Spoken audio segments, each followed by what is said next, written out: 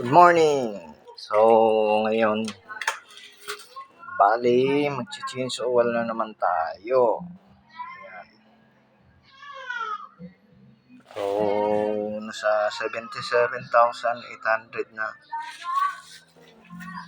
So, bumili tayo ng Petron na palaging ginagamit natin pang change oil.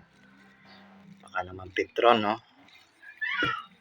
Loyal tayo dito, no? So, ito palagi yung ginagamit natin. Tapos Petron na gear oil. So, kasi Petron loyal tayo, synthetic, no? Baka naman. So, i-check natin yung gear oil saka yung change oil tayo sa engine. So, maraming salamat and thank you.